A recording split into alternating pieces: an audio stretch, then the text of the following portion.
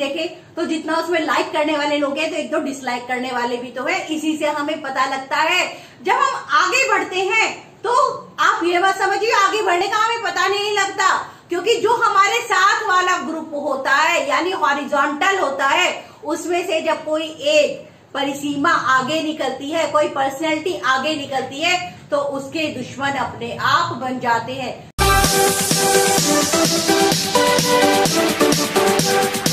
Hello everyone, you are watching Rajni Agarwal. Last video में हमने पढ़ा जो हमारे मैकालेस थे, वुड्स थे, उनका जो भी एवोल्यूशन हुआ, उनका जो इफेक्ट हुआ उसके बारे में मैंने आपको बताया। मैकाले जो हमारे यहाँ इंग्लिश लेके आए थे, वुड जिसने हमारे यहाँ क्रमबद्ध विद्यालयों की स्थापना की थी कि हमारे किस किस स्टेजेस के अकॉर्डिंग बच्चों को पढ़ाना चाहिए। अभी तक हमने वो पढ़ा था। सारी उनमें से अगर आप किसी भी मैटर के बारे में जानना चाहते हैं तो सारे लिंक डिस्क्रिप्शन बॉक्स में दे दिए गए हैं। आज हम पढ़े एवोल्यूशन ऑफ वुड डिस्पैच। अगर हम उसके जो वुड का डिस्पैच यानी वुड का माधिकार पत्र जो उसके बारे में दिया गया था, हम उसका मूल्यांकन करने जा रहे हैं। उसके क्या क्या गुण थे और क्या क्या दोष थे, क्या उसके मेरिट्स थे और क्या उसके डिमेरिट्स थे। अगर हम उसके गुण दोष के बारे में बात करें, चाहे आपसे गुण के बारे में पूछा जाए या दोष के बारे में पूछा जाए, वैसे तो ऐसे कभी क्वेश्चन आता नहीं है, हमेशा क्वेश्चन आता है हमेशा एवोल्यूशन के ऊपर। अगर आप एवोल्यूशन के क्वेश्चन के बारे में जानना चाहते हैं तो आपको गुण और दोष दोनों देने पड़ेंगे और उनके देने के साथ साथ आप उनका कॉन्ट्रीब्यूशन, उनका इफेक्ट जरूर लिखिएगा। Okay, now we will start evolution of wood dispatch. जब हम उसके बारे में बात कर रहे हैं तो सबसे पहले हमारा आता है सरकार पर शिक्षा का उत्तरदायित्व। उससे पहले हमारा था कि शिक्षा एक किसी इंडिविजुअल पर्सन के हाथ में थी, लेकिन वुड्स के टाइम में स्टार्ट हो गई थी इस पर उत्तरदायित्व सरकार का, यानी आप किसी इंडिविजुअल पर्सन के हाथ में नहीं रहेगी। सबके लिए इक्वल नॉर्म्स बनेंगे, इक्वल जियो बनेंगे और सारा जो भी रूल्स रेगुलेशंस होगी वो हमारी गवर्नमेंट स्टार्ट करेगी। नेक्स्ट है हमारा आधुनिक भारतीय शिक्षा का स्तंभ, और यहीं से जब वुड ने एक स्टेयर्स दी थी जिसमें उसने बताया था कि एलिमेंट्री क्या होना चाहिए, सेकेंडरी क्या होना चाहिए, हायर क्या होना चाहिए, देन वोकेशनल क्या होना चाहिए, वो सब हमारे आधुनिक भारतीय शिक्षा के स्तंभ में आता है। कि बच्चों को हमें ऐसा नहीं होता कि किसी भी स्टेयर्स पे हम सीधा जंप कर पहुंच जाए, हमें स्टेयर्स स्टेप बाय स्टेप चढ़ने चाहिए। यानी हमें जब हमारे देश की फाउंडेशन यानी हमारा बच्चे का भविष्य जब भी स्ट्रॉन्ग हो सकता है जब हमारे बच्चे की फाउंडेशन स्ट्रॉन्ग होगी। नेक्स्ट है हमारा छात्रवृत्तियों का प्रावधान, यानी हमारी स्कॉलरशिप की स्टार्टिंग। ये भी हमारी स्कॉलरशिप की स्टार्टिंग वुड्स डिस्पैच के टाइम पे हुई थी। उन्होंने कहा था कि अब हमें ऐसे स्टार्ट नहीं किया जाएगा, अब हमें जब बच्चों के मार्क्स अच्छे होंगे, बच्चों के मेरिट्स अच्छे होंगे, बच्चे के अंदर गुण अच्छे होंगे तो उन्हें छात्रवृत्तियों का प्रावधान दिया जाएगा। यानी अगर बच्चा एबिलिटी रखता है, कैपेबिलिटी रखता है, डिफरेंट टाइप की पोटेंशियल्स रखता है तो उन्हें छात्रवृत्तियों का प्रावधान वहां से स्टार्ट किया जाएगा। नेक्स्ट आपका सहायता अनुदान प्रणाली। सहायता अनुदान प्रणाली यानी बच्चों को डिफरेंट टाइप की फैसिलिटीज दी गई, हेल्प प्रोवाइड की गई कि बच्चे को अगर उनके पास बुक्स नहीं है, ड्रेसेस नहीं है, खाने को भोजन नहीं है तो उन्हें वहां पर स्टार्ट कराया गया। नेक्स्ट है आपका स्त्री शिक्षा व जन शिक्षा प्रसार, और वुड के टाइम से ही स्त्री शिक्षा व जन शिक्षा प्रसार पर ही बल दिया गया। यानी प्रत्येक पुरुष के साथ साथ प्रत्येक जो नारी थी उसको भी शिक्षा ग्रहण करने का अधिकार दिया गया। और अगर आज हम देखते हैं तो हर फील्ड में ही नारी पुरुषों से ऊपर पाई गई है। और जन शिक्षा प्रसार यानी प्रत्येक मनुष्य को शिक्षा ग्रहण करने का अधिकार दिया गया था। ऐसा नहीं था जैसे मैकाले ने स्टार्ट किया था कि फिल्ट्रेशन थ्योरी स्टार्ट कर दी जाए, सिर्फ ऊपर के लेवल को दीक्षित किया जाए और नीचे के लेवल को फिल्ट्रेशन होकर उनके पास थ्योरी आए और उनके पास एजुकेशन आए। इन्होंने कहा जन शिक्षा प्रसार पर ही बल दिया जाए। नेक्स्ट है शिक्षा की संपूर्णता पर विचार, कि आपका फिजिकली, मेंटली, सोशली, इमोशनली और स्पिरिचुअली हर तरीके का डेवलपमेंट होना चाहिए, किसी एक तरीके का नहीं। इसलिए शिक्षा की संपूर्णता पर विचार किया जाए। नेक्स्ट है पाश्चात्य विदेशी भाषाओं का विकास। उन्होंने कहा आप वेस्टर्न स्टडीज तो करिए लेकिन अपनी भाषा, अपना बेसिक मत भूलिए। यानी जब हम अपने सुख और दुख में होते हैं तो अपने देशी भाषा, अपनी मूल भाषा पर आ ही जाते हैं। तो उन्होंने कहा आप देशी भाषाओं को इनको अपनाइए, लेकिन आपके भविष्य में आगे बढ़ने के लिए, सरकारी नौकरी प्राप्त करने के लिए, पर्सनैलिटी डेवलपमेंट के लिए आपको पाश्चात्य भाषा की उतनी ही नीड है जितनी देशी भाषा की। इसलिए आपको पाश्चात्य भाषा को भी जानना चाहिए। नेक्स्ट है छात्रों के नैतिक व चारित्रिक गुणों के विकास पर बल, कि बच्चे का जब फिजिकली डेवलपमेंट होगा तो मेंटली भी होगा, साथ में उसका एथिकली और मॉरल वैल्यूज भी उसके अंदर डेवलप होनी चाहिए। क्योंकि कहा जाता है अगर आपकी चरित्र ही अच्छा नहीं है, अगर आप किसी तरीके का करैक्टर ही अच्छा नहीं रखती हैं, करैक्टर में कोई भी परेशानी है, कोई भी दाग है, तो बड़ी से बड़ी विद्या बेकार है। इसलिए आपका नैतिक व चारित्रिक विकास पर बल जरूर होना चाहिए, क्योंकि जब हम आगे बढ़ते हैं तो हमारे गुरु, हमारे माता पिता की दुआएं हमारे साथ चलती है। इसलिए छात्रों के नैतिक व चारित्रिक गुणों के विकास पर भी बल दिया जाना चाहिए। इसका स्क्रीनशॉट ले लीजिए। और दूसरी बात, आप इन हेडिंग के साथ साथ ये सब आपके कीवर्ड्स हैं, इन कीवर्ड्स को नोट डाउन करते रहिए और जो मैं बोल रही हूँ उसको इन कीवर्ड के साथ साथ फोकस कीजिए। लेकिन एक बेस्ट वे होता है, जब भी हम इस टॉपिक को स्टार्ट करते हैं तो फर्स्ट लाइन तो हम इसी तरीके से लिख सकते हैं कि वुड के डिस्पैच पर, वुड के मूल्यांकन पर सरकार पर शिक्षा का उत्तरदायित्व दिया गया है, ये इसका प्रथम गुण है। और 2 लाइन बीच में और ऐड करके जो मैंने बोली थी, और लास्ट में कि इसको इसका बेसिक माना गया है। इसी तरह से हर कीवर्ड अगर आप ऐसे भी करते रहेंगे तो आपके 3 से 4 पेजेस एग्जाम में भर भी जाएंगे। और अगर आप किसी हायर लेवल की एग्जाम की कॉम्पिटिशन की तैयारी कर रहे हैं तो ये सब कीवर्ड आपको उसमें हेल्प करेंगे। स्क्रीनशॉट ले लीजिए, मैं आगे बढ़ती हूँ।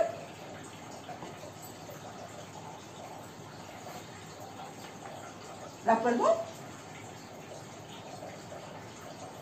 उसके बाद स्टार्ट किया गया आपका विश्वविद्यालयों की स्थापना।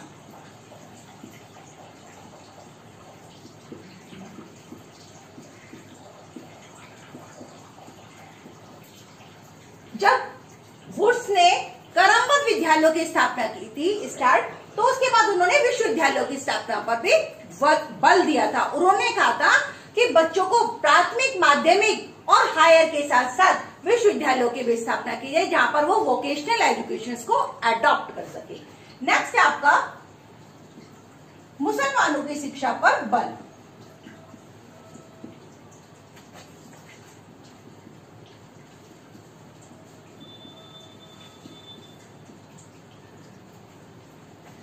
उन्होंने कहा कि जब मुसलमानों की शिक्षा दी जाए तो हिंदुओं के साथ साथ ऐसा नहीं है कि सिर्फ आप हिंदू को ही एजुकेटेड करें, क्योंकि मैकाले ने एक डिस्ट्रीब्यूशन डाल दिया था। दूसरी बात, अगर आप जब भी किसी चीज को याद करते हैं तो उसको कंपैरिजन में याद कीजिए, आपको अच्छा याद होगा। जब मुसलमानों की शिक्षा पर उन्होंने बल इसलिए दिया क्योंकि मैकाले ने 2 पार्ट में डिस्ट्रीब्यूट कर दिया था कि हिंदुओं को अलग से एजुकेटेड किया जाए और मुसलमानों को अलग से एजुकेटेड किया जाए, और साथ में एक चीज और रख दी कि वेस्टर्न को अलग से एजुकेटेड किया जाए। लेकिन इन्होंने कहा कि हिंदू और मुसलमान दोनों की शिक्षा पर बल दिया जाए, और इन्होंने किसी भी भाषा को किसी तरीके का डिस्क्रिमिनेशन नहीं किया। नेक्स्ट आपका व्यावसायिक शिक्षा पर बल।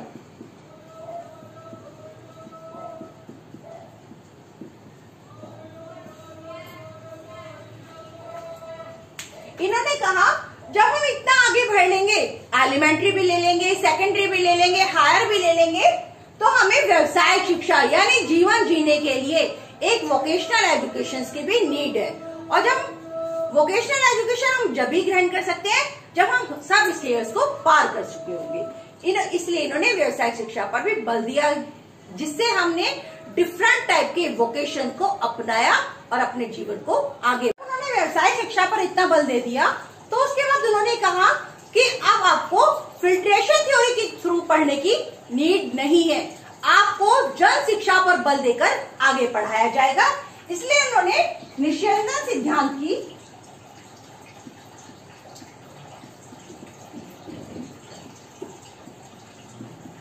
निषेधन सिद्धांत को अस्वीकार कर दिया। उन्होंने कहा अब आपको फिल्ट्रेशन थ्योरी के थ्रू ना पढ़कर अपनी अपनी कैपेबिलिटी, अपनी अपनी पोटेंशियल के आधार पर पढ़ने की नीड है। आप अपने कैपेबिलिटी, अपने पोटेंशियल के आधार पर आगे बढ़िए और अपना स्टेटस, अपनी पर्सनैलिटी डेवलपमेंट को आगे बढ़ाइए। नेक्स्ट है आपका, उन्होंने कहा आपको निस्संदेह सिद्धांत की नीड ना होकर क्रमबद्ध विद्यालयों की स्थापना की नीड है। क्रमबद्ध विद्यालयों की स्थापना, जो मैंने आपको बताया था कि इस स्टेयर में बच्चों को आगे बढ़ना चाहिए, एलिमेंट्री, सेकेंडरी, हायर, वोकेशनल और अपना जिस भी आप में स्पेशलाइजेशन करना चाहती हैं। तो इस तरह से क्रमबद्ध विद्यालयों की स्थापना की नीड उन्होंने रख दी। अब उन्होंने कहा जब आप इतना सब कुछ आगे बढ़ जाएंगे तो आपको जीवन जीने के लिए एक वोकेशनल के साथ साथ आपको एक जॉब की भी नीड है, और इसलिए उन्होंने क्या करा कि सरकारी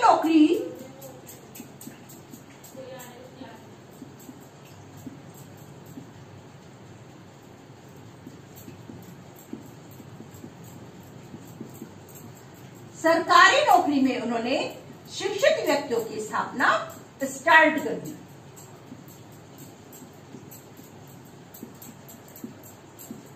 इन्होंने कहा अब किसी इंडिविजुअल बेस पर आपको गवर्नमेंट जॉब नहीं मिलेगी। ऐसा नहीं है कि मैंने आपको चाहा गवर्नमेंट जॉब दे दी। अगर आप इन सब स्टेयर्स को पार करके अच्छा पर्सनैलिटी डेवलपमेंट करके अपना स्पेशलाइजेशन लेकर आप सब एग्जाम्स को क्लियर कर कर आगे बढ़ रहे हैं तो आपको सरकारी नौकरी मिलने से कोई नहीं रोक सकता, क्योंकि सरकारी नौकरी में इन्होंने शिक्षित व्यक्तियों की स्थापना कर दी। अब इन्होंने कहा हम आपको आपकी पोटेंशियल, आपकी कैपेबिलिटी के आधार पर आपको जॉब देंगे। इतना स्क्रीनशॉट ले लीजिए।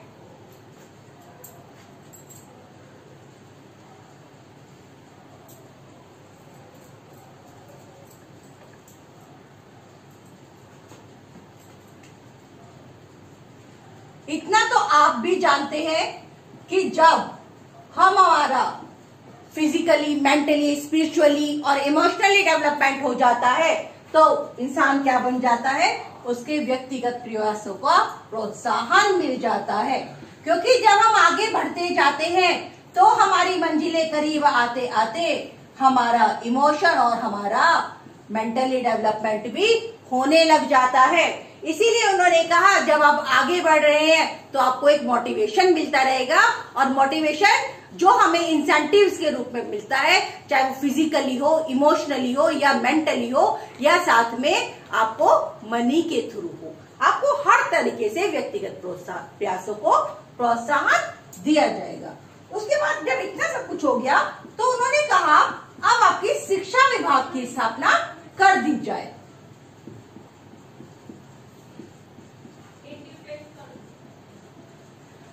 शिक्षा विभाग की स्थापना से मतलब अब आपने देखा होगा science stream, commerce stream, then arts stream, then vocational education के डिफरेंट टाइप के स्पेशलाइजेशन।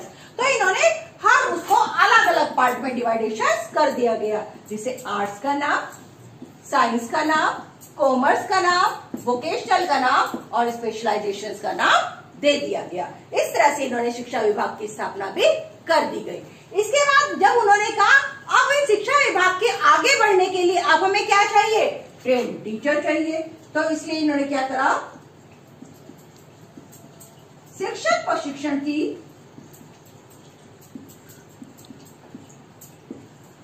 सुव्यवस्था पर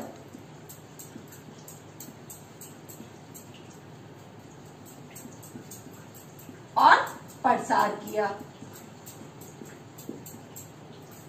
इन्होंने कहा अब जब इनको हमने आगे बढ़ा दिया है तो इनके लिए हमें बहुत सारे जो टीचर चाहिए, उनके लिए एचओडी चाहिए, उनके लिए एडमिनिस्ट्रेशन पावर चाहिए और उनके ऊपर हमें प्रिंसिपल भी चाहिए। तो इन्होंने क्या कहा, हर उसके ऊपर यानी 5 to 6 मेंबर्स के ऊपर एक हायर अथॉरिटी बैठा दी गई, यानी और उसके लिए शिक्षक प्रशिक्षण की भी स्टार्टिंग की गई, जिसको हम बीटीसी, बीएड, एनटीटी या नेट या पीएचडी सबका नाम दे सकते हैं। जिससे सुव्यवस्था और प्रसार का स्टेटस बढ़ा और हम सब उसके थ्रू ही शिक्षण प्रशिक्षण में इंटरेस्ट लेने लगे और अपनी जॉब के साथ साथ पहले इंजीनियर डॉक्टर को ही हायर लेवल पर माना जाता था, लेकिन अब गुरु देवा, गुरु ब्रह्मा, गुरु परमेश्वर, गुरु सब धर्मों से ऊपर है।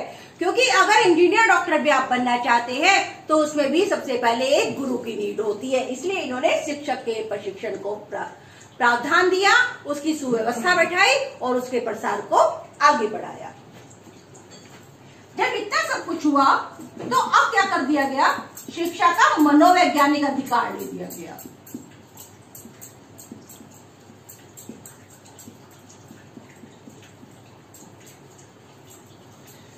शिक्षा का मनोवैज्ञानिक आधार ले दिया गया। मनोवैज्ञानिक आधार से अगर हम कहें तो जब हर इंसान का डेवलपमेंट अलग अलग होता है, कोई एवरेज होता है, कोई बिलो होता है, कोई हायर होता है, किसी का स्टेटस कहीं होता है। जैसे कोई राइटर है, जैसे ज्ञानी ने भी अलग अलग डिवाइडेशंस की है। अगर आप साइकोलॉजी भी पढ़ रहे हैं तो ज्ञानी ने इन्होंने कहा लिंग्विस्टिक प्रिंसिपल्स अलग होते हैं, यानी कोई आर्ट्स में माहिर होता है, कोई मैथ्स में माहिर होता है, कोई साइंस में माहिर होता है, या कोई बहुत अच्छी ड्राइंग में माहिर होता है, कोई सोचने में माहिर होता है। हर इंसान के पास भगवान ने सबको एक डिफरेंट टाइप की एबिलिटी दी है जिसके थ्रू वो अपना जीवोपार्जन करता है। इसीलिए इन्होंने शिक्षा का एक मनोवैज्ञानिक आधार अपनाया, जिसे एक काउंसलिंग, एक गाइडेंस का नाम भी दे दिया गया कि आप जिस चीज में परफेक्ट है आपको उसी चीज में आगे बढ़ना चाहिए। ये तो थे अब हमारे वुड डिस्पैच के एवोल्यूशन यानी उसके मेरिट्स। और जब मैंने आपको पहले भी बताया, आप किसी भी पॉइंट को लें तो ये आपके हर एग्जाम के कंपटीशन में आपको की पॉइंट का काम करेंगे। उस की पॉइंट के काम करने के साथ साथ अगर आप बीएड, बीटीसी या किसी और ऐसे जो कंसेप्चुअल एग्जाम्स है, यानी जिसमें आपको पूरा डिटेल में लिखना हो रहा है, तो उसमें आप इन सब पॉइंट्स को फर्स्ट लाइन इसी से बनाएंगे, सेकेंड लाइन में जो मैंने बोला है उसमें से एक दो पॉइंट लिखेंगे और लास्ट लाइन वो ही लिखेंगे कि व्यक्तिगत प्रयास को प्रोत्साहन या कुछ भी, कोई भी हेडिंग अगर आप लेते हैं तो ये उसका एक गुण है। इस तरह से आपके 3 से 4 पेजेस फिलअप हो जाएंगे और आपके एग्जाम में आपको बहुत ज्यादा हेल्प करेंगे। ये तो अब हमारे थे वो डिस्पैच के मेरिट्स, उसकी विशेषताएं, वो सब चीजें थी। अब हम पढ़ रहे हैं उसके दोष, क्योंकि जितने इंसान में गुण होते हैं, हम कोई भी काम शुरू करते हैं तो जितना हमें मोटिवेशन देने वाले हो तो उतना ही हमें क्रिटिसाइज करने वाले होते हैं। अगर आप मेरी वीडियो को भी देखें तो जितना उसमें लाइक करने वाले लोग हैं तो एक दो डिसलाइक करने वाले भी तो है। इसी से हमें पता लगता है जब हम आगे बढ़ते हैं तो आप ये बात समझिए, आगे बढ़ने का हमें पता नहीं लगता, क्योंकि जो हमारे साथ वाला ग्रुप होता है यानी हॉरिजॉन्टल होता है, उसमें से जब कोई एक परिसीमा आगे निकलती है, कोई पर्सनैलिटी आगे निकलती है, तो उसके दुश्मन अपने आप बन जाते हैं। दुश्मन हमें खैरात में नहीं मिलते, दुश्मन हम अपने बन ही जाते हैं, क्योंकि हम उन्हीं के पार्ट का एक हिस्सा है जो आगे बढ़ते हैं। दो दोस्त के साथ साथ हमें दुश्मन भी मिल जाते हैं। यानी हम जितने हम किसी भी काम को शुरू करें, अपनी पर्सनैलिटी को अप करना चाहें, तो हमें गुण के साथ साथ हमारे दोष भी उसमें निखर कर आते हैं। और अगर वो दोष नहीं होंगे तो हमें मोटिवेशन भी नहीं मिलेगा। लेकिन आप उससे डिमोरलाइज ना हो और अपने आप को मोटिवेट करके अपनी सिचुएशंस को अप करिए और आगे बढ़ने का प्रयास करिए। लेकिन अब हम इसमें गुण के साथ साथ उसके दोष भी देख लेते हैं। अब हम स्टार्ट करते हैं एवोल्यूशंस ऑफ वुड डिस्पैच में उनके डीमेरिट्स।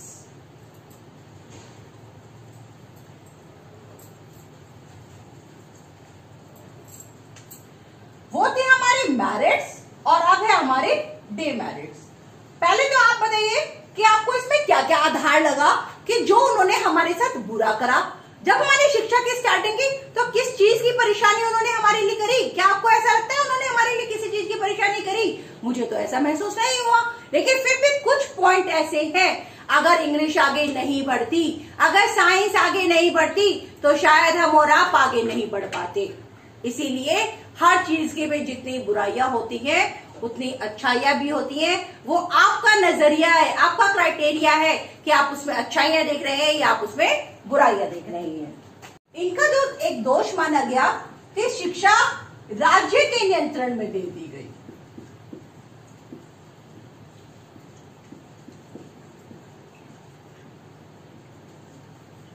राज्य के पूर्ण नियंत्रण में इनका ये दोष माना गया क्योंकि पहले इंडिविजुअल होती थी, हम चाहते थे तो रंक बना सकते थे और हम चाहते थे तो राजा बना सकते थे। राजा और रंक बनाना इंडिविजुअल पर्सन के हाथ में था, लेकिन जब शिक्षा राज्य के नियंत्रण में आ गई तो उस टाइम ये डिसाइड हो गया कि अब सारे एग्जाम्स को पास करने के बाद अब आपका संघ में यानी पूरे बोर्ड ऑफ मैनेजमेंट के आगे आपका डिसीजन होगा कि आपको ये जॉब मिलेगी या आपको जॉब नहीं मिलेगी। आपका एक इंटरव्यू 5 to 6 मेंबर्स के सामने होने लग गया। इसकी वजह से ये एक दोष माना गया।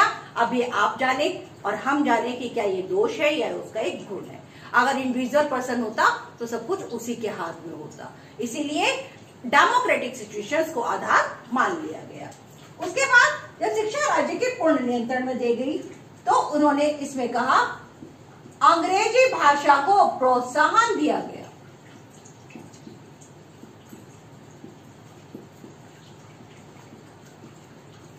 अंग्रेजी भाषा को जब प्रोत्साहन दिया गया तो क्या आपको लगता है कि अंग्रेजी भाषा को प्रोत्साहन देना एक दोष है? अंग्रेजी भाषा नहीं होती तो हमारा पर्सनैलिटी डेवलपमेंट भी नहीं होता। जहां हम अपना एक बेस बनाना चाहते हैं, अपनी पर्सनैलिटी को अप करके दिखाना चाहते हैं, वही हम अपनी इंग्लिश मीडियम इंग्लिश वर्जन का यूज कर दिखाते हैं। और इतना आप भी देखते हैं कि जितना इंग्लिश वर्जन में बुक्स है उतना हिंदी वर्जन में नहीं है, क्योंकि इंग्लिश मीडियम का स्टूडेंट और हिंदी मीडियम का स्टूडेंट अगर आप दोनों को साथ बैठाएं तो दोनों में फर्क आपको साथ ही दिख जाता है। दूसरी बात, जब अंग्रेजी भाषा को प्रोत्साहन दे दिया गया तो शिक्षा को एक संकीर्ण उद्देश्य माना गया।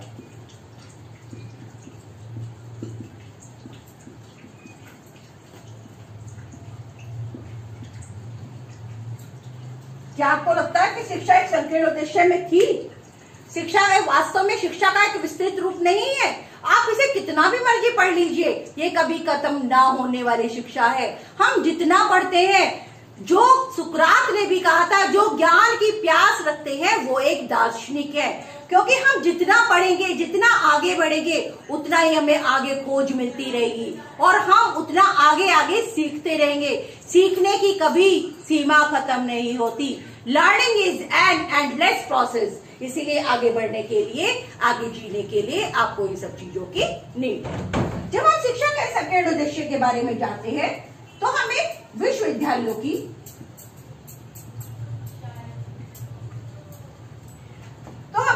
विश्वविद्यालयों का विदेशी स्वरूप मिलता है।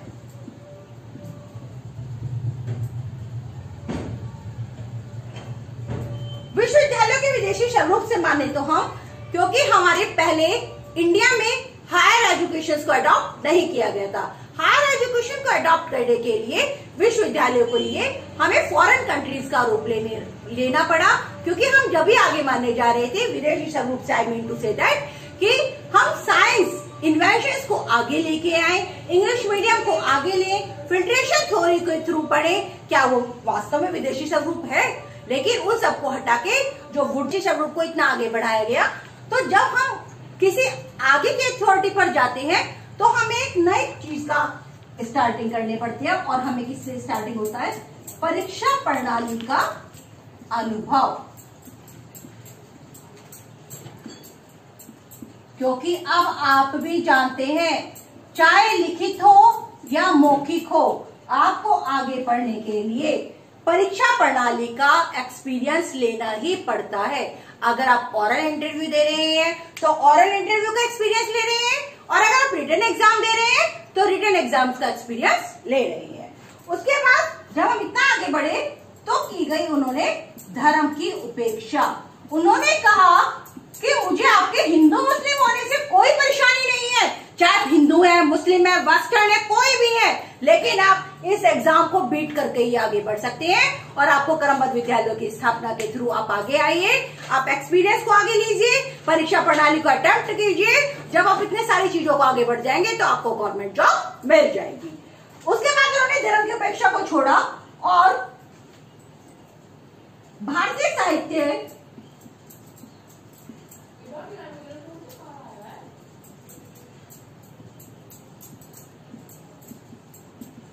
वे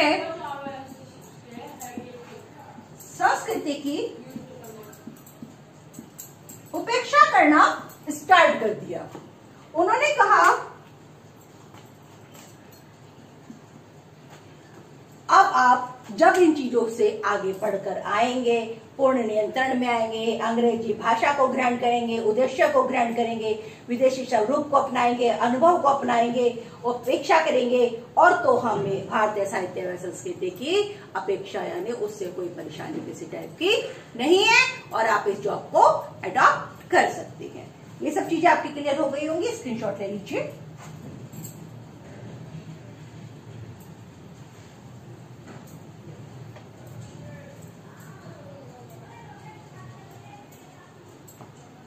जब इतना सब कुछ हो गया तो इन्होंने एक तो राष्ट्रीय भाषाओं को प्रोत्साहन देना स्टार्ट कर दिया।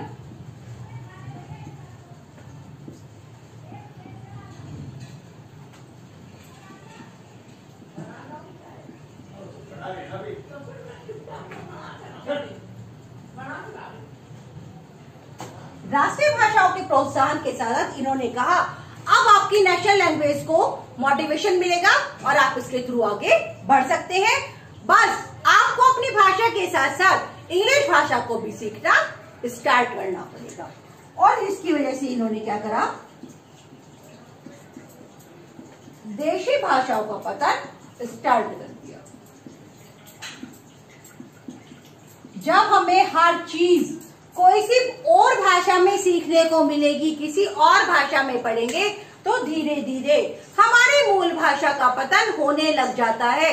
जैसे एक इंसान गांव से दूर जाकर शहर में रहने लग जाता है तो उसे शहर की सुख सुविधा, उसके आराम की आदत पड़ जाती है, तो गांव की जो तरोताजा ठंडी हवा का वो अनुभव धीरे धीरे माइंड से भूलने लग जाता है और सिर्फ मॉर्निंग वॉक को ही अडॉप्ट करने लग जाता है। इसी तरह उसने देशी भाषाओं को पतन करके राष्ट्रीय भाषाओं को धीरे धीरे प्रोत्साहित के रूप में आगे बढ़ना स्टार्ट कर दिया। अभी तक हमने पढ़ा एवोल्यूशन ऑफ वुड डिस्पैच, यानी वुड डिस्पैच में उसके मेरिट्स क्या थे, उसके डिमेरिट्स क्या थे, यानी उससे हमें क्या क्या सीखने को मिला, उसमें क्या अच्छाइयां थी, क्या बुराइयां थी।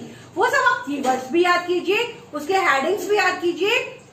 ये सब आप अगर आप कहीं भी अटकते हैं तो इन्हीं सभी पॉइंट को कोमा लगा लगा कर लिख सकते हैं, और जो आपको जिसे आप कहते हैं कि अंत में हम कह सकते हैं, संक्षेप में हम कह सकते हैं, निष्कर्ष रूप में हम कह सकते हैं, किसी भी चीज में आप इन सबको डिस्क्राइब कर सकते हैं। अब इतना सब कुछ होने के बाद हमारा आता है इफेक्ट।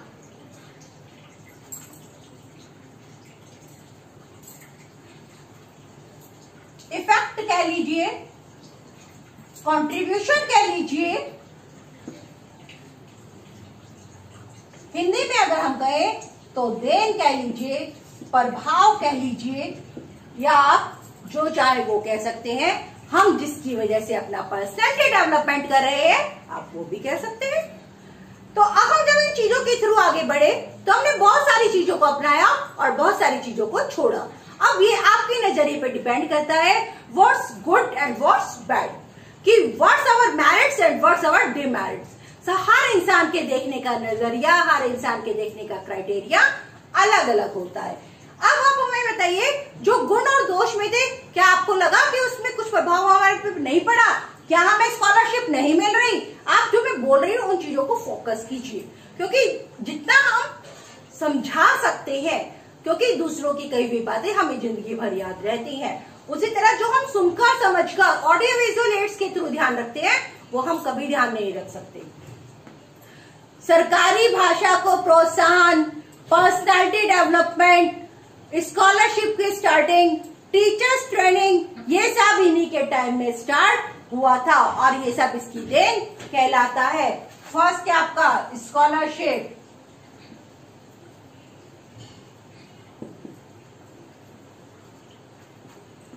स्कॉलरशिप यानी आपको क्या दिया गया? आपको रिलैक्सेशन दिया गया, टीचर्स ट्रेनिंग स्टार्ट कर दी गई। इनकी हिंदी पीछे भी है इसलिए मैं आप यहाँ इंग्लिश में लिख रही हूँ। टीचर्स ट्रेनिंग स्टार्ट की गई, साइंस का इन्वेशन करा गया, फिल्ट्रेशन थ्योरी को हटा दिया गया,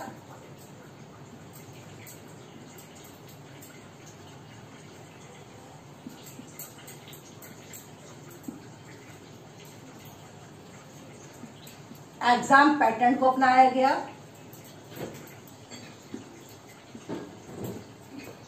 और भी जितने पॉइंट आपको उसमें से लगे आप सारे लिख सकते हैं और इस वीडियो को आगे पढ़कर देख सकते हैं। फिर भी अगर किसी तरीके की कोई भी क्वेरी हो तो आप मुझे कमेंट बॉक्स में लिख सकते हैं, मैं उसे दूर करने का पूरा प्रयास करूंगी और आपके क्वेश्चन का आंसर जरूर दूंगी। दूसरी बात, आप जब इतना पढ़ेंगे मैकाले, वुड, वैदिक, बौद्ध, मुस्लिम, ये सब हमारे देश की हिस्ट्री है। We can't change even a single word. हम उसमें चेंज तो कुछ भी नहीं कर सकते, लेकिन हम ये देख सकते हैं कि हमारे देश का इतिहास कैसे कैसे आया, कैसे कैसे हमें शिक्षा मिली। हमारे सब्जेक्ट का नाम ये है कंटेम्प्रेरी इंडिया एंड एजुकेशन, यानी हम कैसे कैसे आगे बढ़ते रहे। अब मैंने आपको इतना बढ़ाया, मैं आपसे ये सिर्फ एक क्वेश्चन के थ्रू जानना चाहती हूँ। उस क्वेश्चन का आंसर मुझे कमेंट बॉक्स में करना ना भूलें।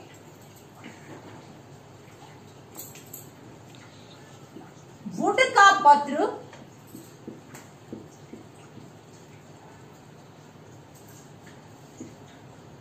किस सन यानी ईयर में आया और उसको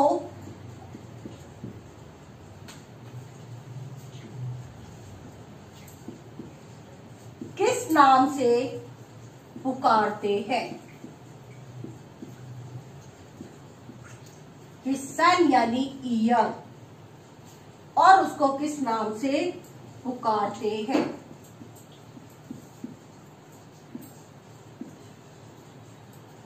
this is your homework question. और दूसरी बात, आपको जितने भी मेरी वीडियोस है सबके लिंक डिस्क्रिप्शन बॉक्स में दे दिए गए हैं, उसको देखना ना भूलें, लाइक करना ना भूलें और चैनल को सब्सक्राइब करना जरूर ना भूलें, क्योंकि अगर आप चैनल सब्सक्राइब कर लेंगे तो सारी वीडियोस मेरी टाइम टू टाइम आपको मिलती रहेंगी। आपके एग्जाम्स डिले हो गए हैं, लेकिन आप ये मत समझिए वो कैंसिल हो गए हैं, एग्जाम जरूर होंगे और एग्जाम में मैं आपको धीरे धीरे पढ़ा रही हूँ। आप पूरी वीडियोस को पीछे से आगे तक रिविजन कर करके देखें और आगे बढ़ें। फिर भी किसी तरह की कोई भी क्वेरी है तो क्वेश्चन के माध्यम से आप पूछ लें और कर